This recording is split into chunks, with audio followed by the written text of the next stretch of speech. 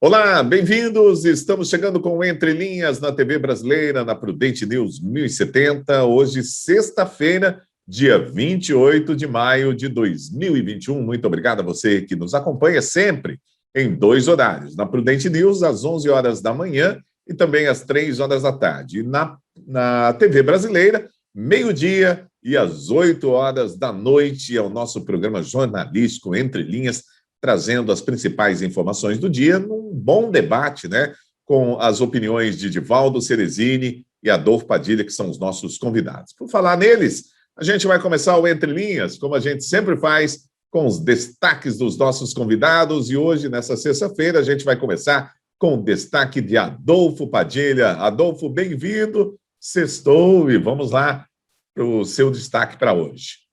É isso aí, né? Sextou hoje. O pessoal se prepara aí no final de semana com os devidos cuidados, mas vamos reforçar, né? Que o Brasil já vacinou equivalente a uma França inteira. Nós estamos aí com um total de 65 milhões de pessoas já vacinadas. É uma campanha que avança muito rápido. Por mais que alguém tente tentar falar que está em passos lentos, não. O Brasil, pela dimensão que tem, está caminhando rápido para a imunização da sua população.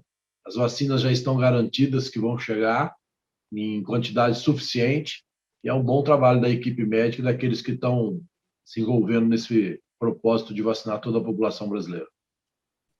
Muito bem, vamos lá então agora para o destaque do Divaldo Ceresini. Divaldo, bem-vindo, vamos lá para o seu destaque. Olá a todos, muito bom dia. É sempre muito bom estar aqui todos os dias. Sextou.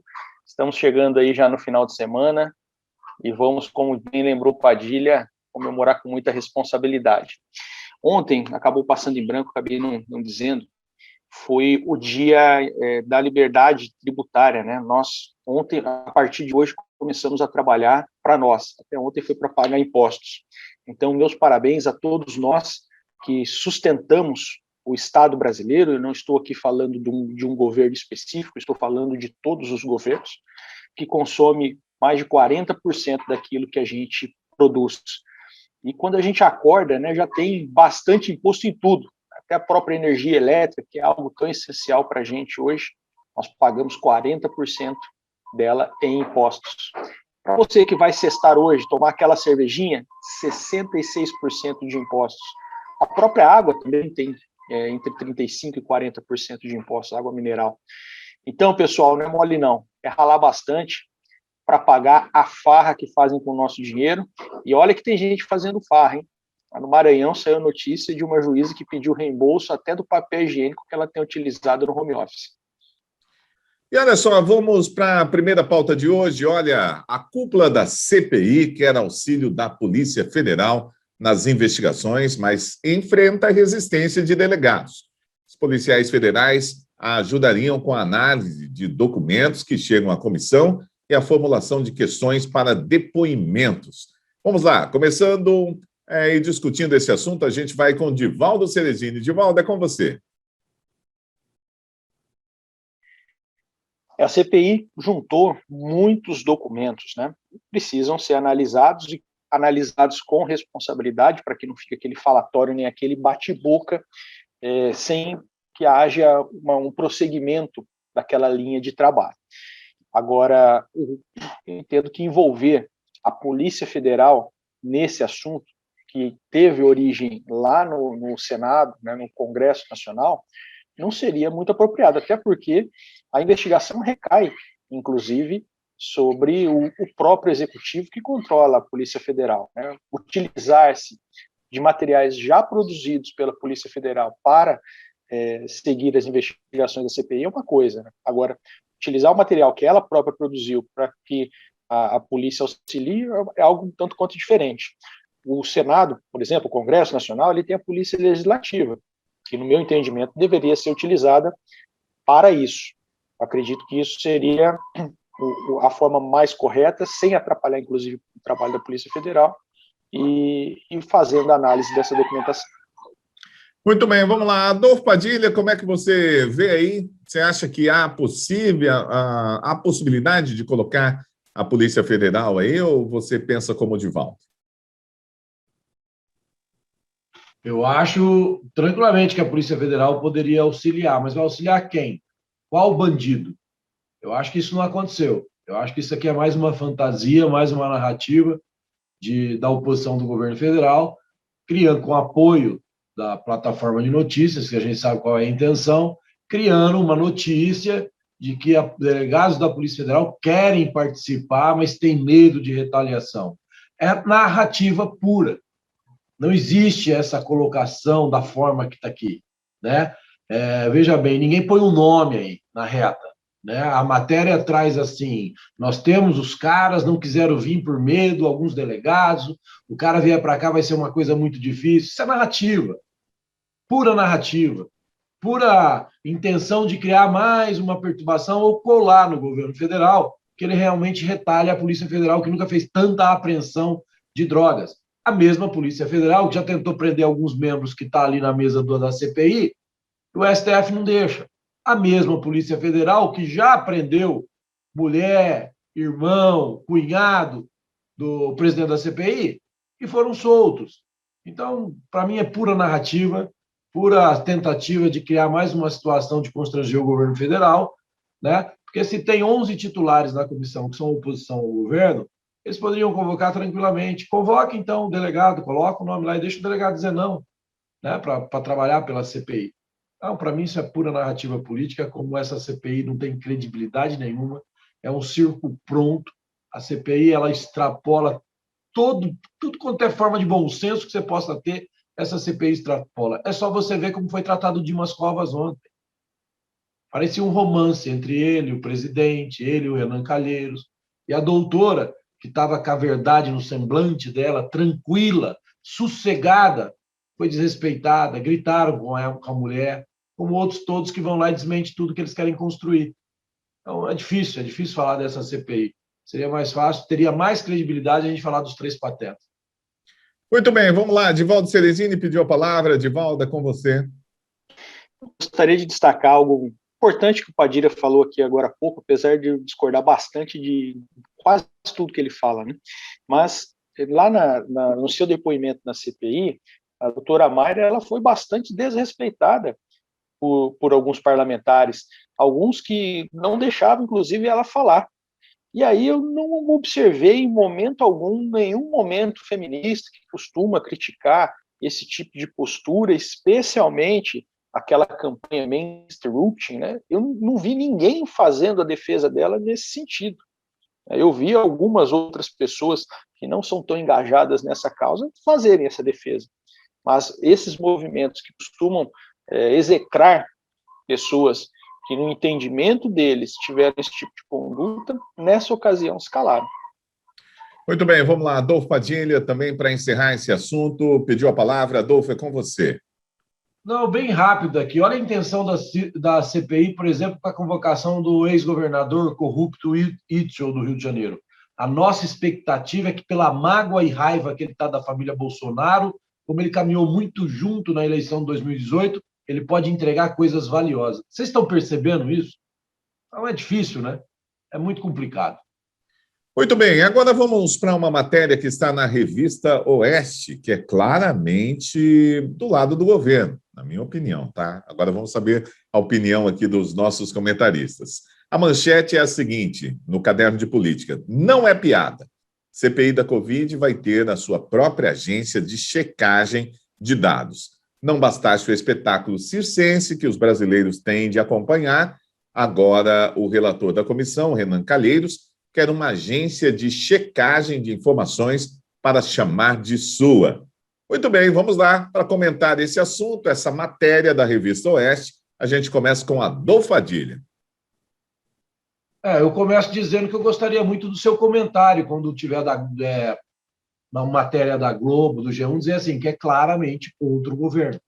Então já começa aí, né? No seu comentário eu começo o meu. É muito fácil isso. Procura saber quem faz parte da revista Oeste. Né? Nós temos o Gus, Augusto Nunes, nós temos o Kaique Nani. O currículo dos caras é um pouco pesado para, né, se vender da forma que às vezes é colocado. Eu acho e acredito que até esses trabalhos de checagem eles estão corrompidos. Já foram desmentidos várias vezes nas redes sociais. Já foram desmentidos que você coloca alguma coisa, principalmente sobre o Covid, logo em seguida vem a checagem e fala que é mentira. E poderia citar aqui alguns exemplos gritantes. A gente vê muito comum ver na rede social que a checagem errou, que a checagem também está politizada. Agora, ver o Renan Calheiros ele poderia convocar para si a checagem, né, de tudo que ele é condenado. Ele poderia falar assim, vem checar mesmo se os caras têm razão, se realmente eu paguei com dinheiro público a minha amante, sustentei o meu filho que eu tenho com ela. Isso para falar do mais leve, né, como outros da mesa. Mas é a piada da CPI. A gente é redundante quando a gente fala da CPI, mas não tem o que falar, entendeu? Olha, gente, como é que você vai falar, como é que você vai ter comentários diferentes todos os dias para falar de uma cúpula totalmente suspeita, uma cúpula investigada do dedão do pé até o fio da cabeça, de uma cúpula que é a cúpula da CPI, que demonstra claramente, quando você assiste a CPI, que tem um único objetivo: desgastar o governo pensando nas eleições de 2022, enquanto ainda tem gente morrendo de Covid, enquanto ainda falta hospital de campanha, enquanto ainda falta ações que todo mundo poderia estar unido para tentar tirar o Brasil disso. Não, eles querem o poder, só o poder. Eles querem que você que está me ouvindo, você, que a gente se dane. Eles estão pensando na ganância, no poder deles.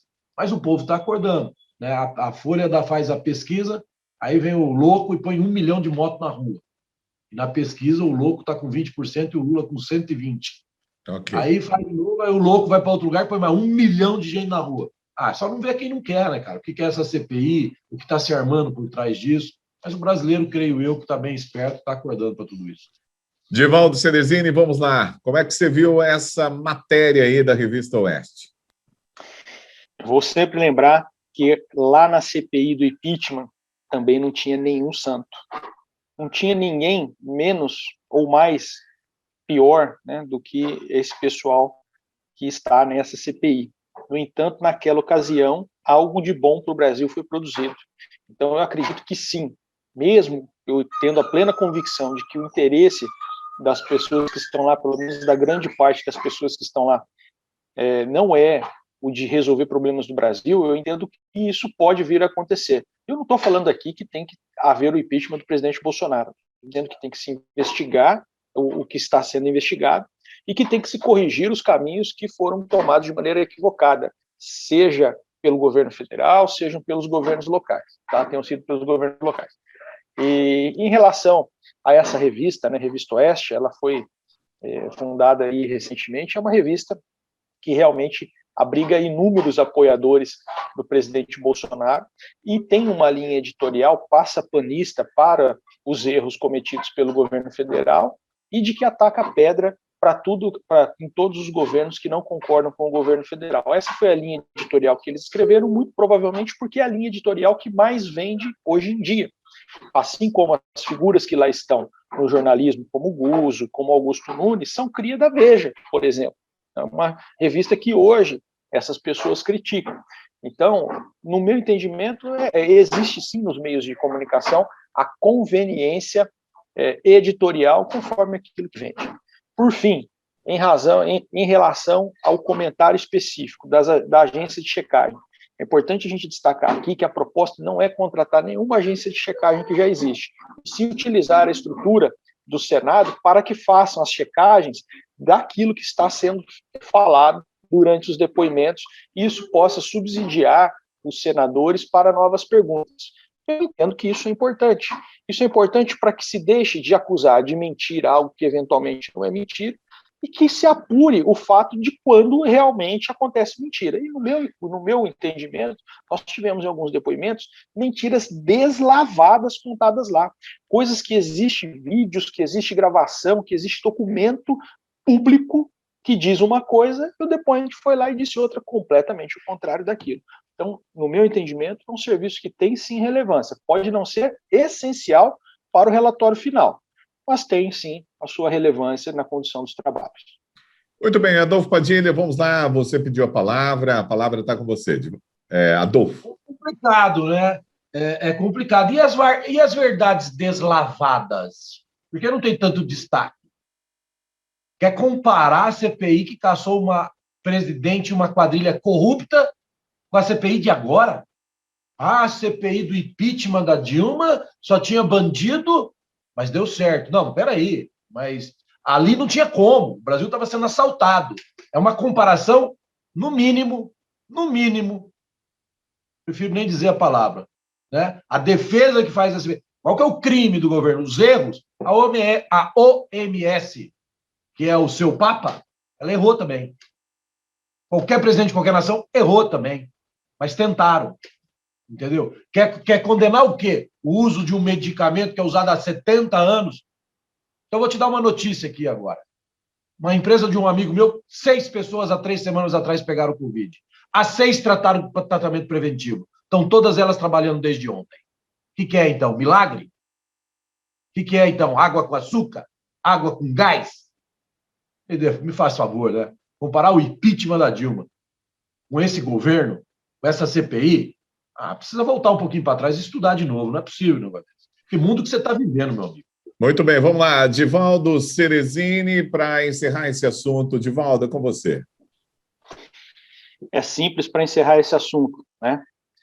O governo federal faça, então, um protocolo que estabeleça o uso desses medicamentos e assegure que eles têm a validade e que eles tratam de maneira eficaz a doença. É simples. Agora, a pergunta que não cala, por que raios que nenhum dos médicos que estiveram no comando do Ministério da Saúde fez isso? Será que é porque realmente não é eficaz? Eu volto a dizer, eu estou tomando água com gás desde o começo da pandemia. Até agora eu sequer peguei o vírus. Água com gás é eficiente, gente.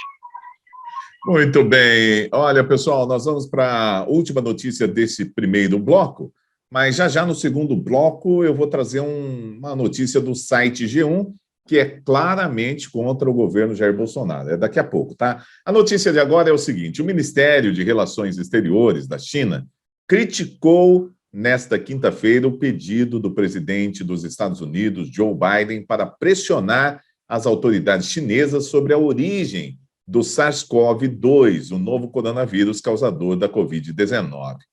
Na véspera, Biden disse que recebeu um relatório de inteligência que aponta 2 possíveis origens para o patógeno: um salto do coronavírus de um animal selvagem para humanos, que era considerada a versão mais aceita, ou um acidente em um laboratório que estuda o vírus.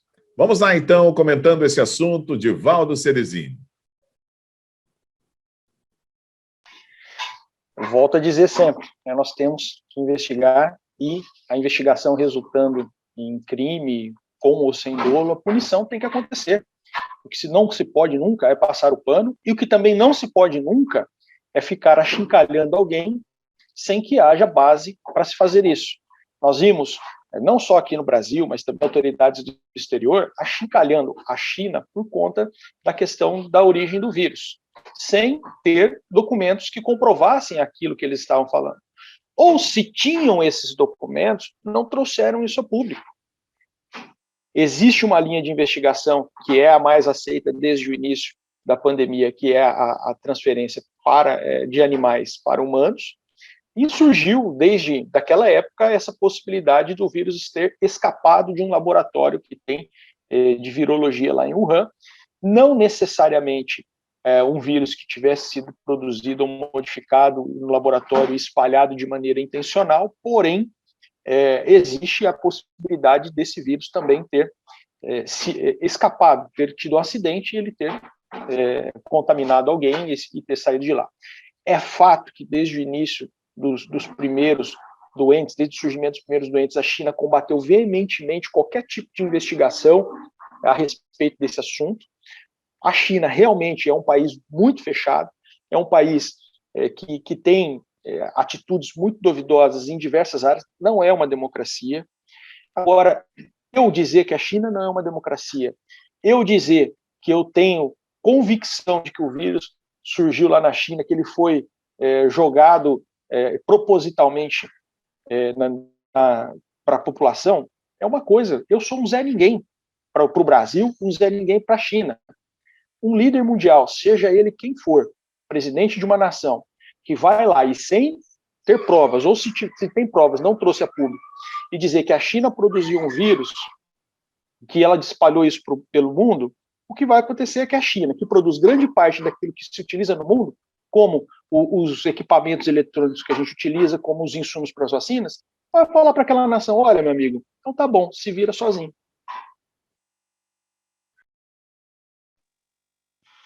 Muito bem. Adolfo Padilha, vamos lá com você, comentando essa informação aí, a situação dos Estados Unidos frente à China. Eu acho que você tem que dar o programa inteiro para o Divaldo para desfalar tudo que ele vinha falando antes, né? Eu acho isso engraçado. Você viu a manobra? Parece um circuito de corrida. Deu volta para tentar desfazer tudo que ele falava. Conspiração, o Trump era louco, o Trump faz fake news, o Bolsonaro está ficando louco. Olha, a verdade um dia ela vem à tona, né? Agora o governo americano tem que admitir, sim, não é porque ele quer, não. É porque estourou na imprensa. Porque realmente o Washington Post, o artigo do último final de semana, cutucou, mexeu no vespeiro, né? Então, essa colocação de que, mesmo que a China tivesse espalhado o vírus, vai fazer o quê? É a mesma dos bandidos sobre a Lava Jato. Os caras roubaram, mas vocês fecharam a Odebrecht e nós perdemos 30 mil empregos. Isso não pode. Desculpa, tirando as devidas proporções, é o mesmo tipo de avaliação, entendeu? É a mesma coisa. Então, o que a gente tem que aqui frisar é o seguinte, tudo isso já era dito pelo ex-presidente Donald Trump nos Estados Unidos. Aí as empresas de checagem, entre outras empresas de mídia, colocaram ele como produtor de fake news, colocaram ele como querer pregar o ódio preconceituoso contra a China, e agora estão tendo que engolir morcego, vírus e a China. Vai ser assim, vão engolir todo mundo, porque é a verdade. É a verdade. Já não adianta, tem que investigar. Isso é muito fácil para querer reparar os comentários que fazia antes desta descoberta, que alguns defendiam. Como eu, por exemplo, sempre defendi. Entendeu? Então, quer dizer, não tem como. É o que eu falo. A verdade ela vai acontecer e vai atropelar. A paz do comentário, a China é responsável. E eu não tenho que ir aqui ficar falando, dando volta e cambalhota, que nem meu parceiro e amigo Divaldo, para tentar desfalar tudo o que ele falava antes. Muito bem, vamos lá. Divaldo Cerezini pediu a palavra. Divaldo, é com você. Ô, papagaio, eu não desfalei nada. Eu sempre disse que tinha que investigar e que todo mundo que eventualmente cometeu alguma coisa errada tem que ser punido. Agora, o papagaio Donald Trump, né, o Donald Trump, ele sempre falou isso mesmo. E ele ficou bastante tempo no governo falando isso.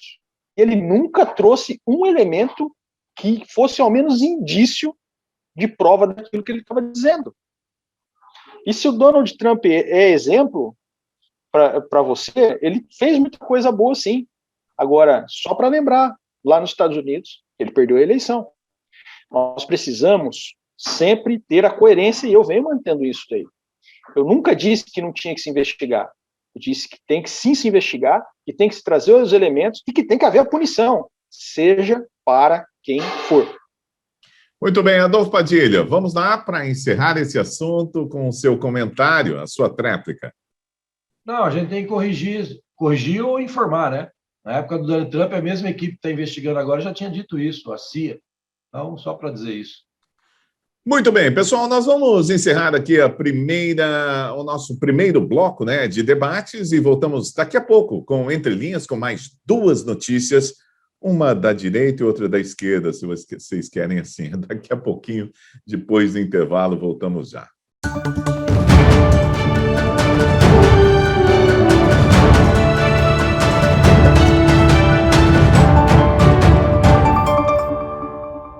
Muito bem, estamos de volta com Entre Linhas aqui na TV Brasileira e também na Prudente News 1070. Eu sou Eudes Figueiredo, junto comigo aqui, trazendo as notícias e os comentários, Adolfo Padilha, Divaldo Cerezini e também, hoje não tem mais ninguém, né? São só os dois mesmo por enquanto.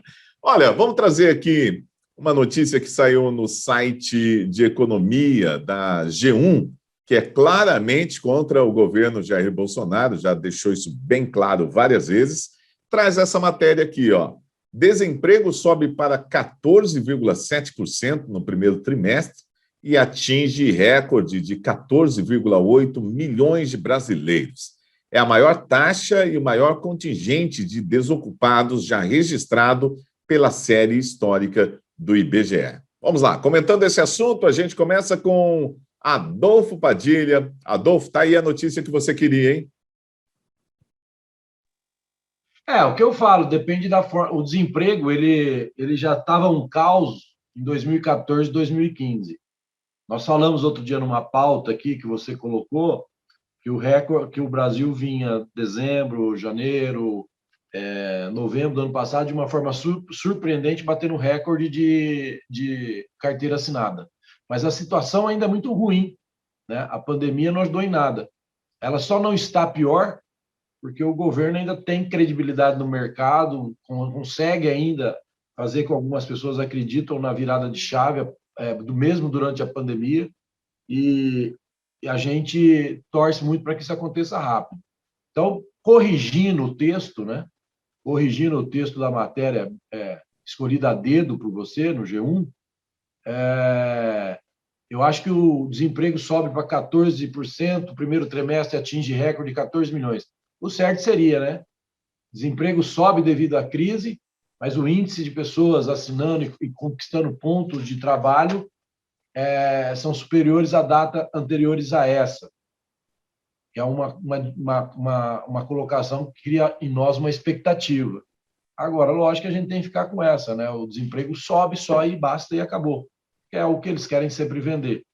Claro que tem muita gente desempregada, claro que tem muita gente que perdeu o emprego, mas boa parte delas perderam para aqueles que apoiaram o Fique em Casa, com as loucuras que foram feitas com esse lockdown, que não adiantou nada, haja visto que nós estamos vivendo hoje. Todo mundo trabalhando, eu ainda acho que tem muita gente não se cuidando, os números de leito estão aí, os números de mortes estão aí, então não muda nada de quando a gente estava fechado como a gente agora está trabalhando. É isso que a gente tem que prestar atenção. Muito bem, Divaldo Ceresini, vamos lá, comentando esse assunto, é com você. Olha, eu dei boas gargalhadas aqui, viu? Que a pessoa, sabe a Serra do Rio do Rastro, que tem lá em Santa Catarina, que ela é cheia de curva, assim? A pessoa subiu e desceu a Serra do Rio do Rastro, dando curva para passar pano, e ainda não passou do jeito certo. Sem dúvida alguma, a pandemia, ela afetou a geração de empregos e nós atingimos, no primeiro trimestre, um nível muito grande mesmo de desempregados no país. Essa é a má notícia. A boa notícia é que a partir do mês de abril, que está fora desse estudo que foi apresentado aqui no G1, que ele é relativo aos 3 primeiros meses do ano, no mês de abril, o Brasil voltou a gerar mais empregos do que perdeu. No mês de abril foi um saldo positivo de 120. É pouco? É pouco. Mas é melhor ter 120 mil de saldo positivo do que a gente continuar perdendo empregos como nós víamos perdendo. E é importante também a gente dizer que esses índices de desemprego, eles medem apenas aquelas pessoas que estão em busca de emprego e não conseguem. Aquelas que naquele momento desistiram de procurar o emprego, seja porque encontraram um negócio próprio, ou seja porque estão com algum auxílio, seja por qual for o motivo, essas pessoas não entram nessa conta, tá? Então, se de um lado tem a notícia ruim de que no primeiro trimestre, janeiro, fevereiro e março, nós atingimos um recorde de 14,8 milhões de desempregados, por outro lado, o mês de abril já apresentou um saldo positivo de 120 mil vagas. Então, a gente espera que nós tenhamos medidas de todos os governos no sentido de facilitar a geração de emprego, para que a gente diminua esse índice. Padilha, eu vou passar para você para a sua réplica, bem rapidinho, para a gente pular para outro assunto, que tenho 6 minutos para encerrar o programa. Vamos lá. Não, eu só vou dizer o seguinte, o Divaldo, na falta de criatividade, começa a me imitar nas minhas colocações, né? Mas está valendo. Como eu sempre digo, ele é um rapaz novo, ele ainda vai aprender. Muito bem, vamos lá para o nosso próximo assunto. Eu pedi para ser rápido, porque é um assunto muito importante. O Supremo Tribunal Federal formou ontem, quinta-feira, maioria para rejeitar a delação premiada do ex-governador do Rio de Janeiro, Sérgio Cabral. Dos 11 magistrados, 6 já se manifestaram contra a votação em plenário virtual da mais alta corte brasileira. Em delação negociada pela Polícia Federal, Sérgio Cabral acusou o ministro Dias Toffoli de receber propina para atender às solicitações de prefeitos de cidades do Rio de Janeiro junto ao Tribunal Superior Eleitoral. Vamos lá, comentando esse assunto, está de volta aqui no programa. Esse assunto a gente vai com o Divaldo Ceresini. Divaldo. Curiosamente, depois que o Sérgio Cabral fez o acordo de delação premiada, né, a sorte da Lava Jato virou assim de maneira tremenda. Ela já vinha bastante ruim, né, quando lá no governo Michel Temer ainda a Polícia Federal unificou, ela tirou a especialidade da Lava Jato e jogou na vala comum do combate ao crime organizado. O Augusto Aras, depois que recentemente agora foi nomeado Procurador-Geral da República, fez o mesmo com o Ministério Público, desmanchando a força especial, né, da Lava Jato, e se a gente observar, o número de ações da Lava Jato veio caindo de maneira estrondosa, né? Mas, de maneira mais acentuada, aconteceu depois dessa delação do Cabral, que acabou por implicar o Dias Toffoli. É o segundo que implica o Dias Toffoli. Nós tivemos também, salvo engano, foi da OAS, a delação que mencionava irregularidades em relação a esse ministro do Supremo. Então, será que a Lava Jato foi combatida porque chegou no Supremo, chegou em quem decide?